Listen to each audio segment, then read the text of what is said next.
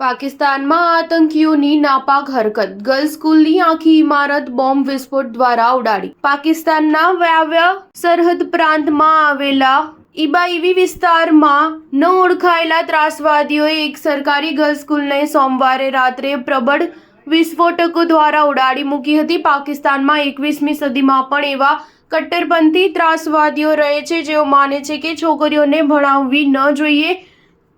છોકરીઓ માટે મોટી થઈ વધુ આગળ ભણે તો તેઓ માથાભારે થઈ જાય, પરિણામે પોતાના માતા-પિતા કે વડીલોના કાબૂમાં ન રહે તો બીજી તરફ લગ્ન પછી પતિ કે સાસરિયાના દાબમાં ન રહે. આથી સમાજમાં અશાંતિ ઊભી થઈ જાય. આ અર્થહીન માન્યતા સામે વિચારકો કહે છે કે જે દેશ એક તરફ બોમ્બ અને મિસાઇલ બનાવે છે તો બીજી તરફ સમાજની અર્ધો-અર્ધ વસ્તી અભણ, અજ્ઞાન અને અબોધ રાખવા આ કટ્ટરપંથીઓની નેમ છે કે જેથી મલાલા યુસુફઝાઈ જેવી કોઈ માથા ભારે યુવતી ઊંચી ન થાય. તે માટે છોકરીઓ જે ભણવા માંગે છે તે છોકરીઓની શાળાઓ જ ઉડાડી દેવામાં આવે. આથી ભયભીત થઈને છોકરીઓ શાળાએ જવાનું જ માંડી વાળે છે. જોકે આ કટ્ટરવાદી આતંકીઓ તેટલા દયાળુ તો છે જ નહીં કે તેઓએ આ વિસ્ફોટકો રાતના સમયે મૂક્યા હતા.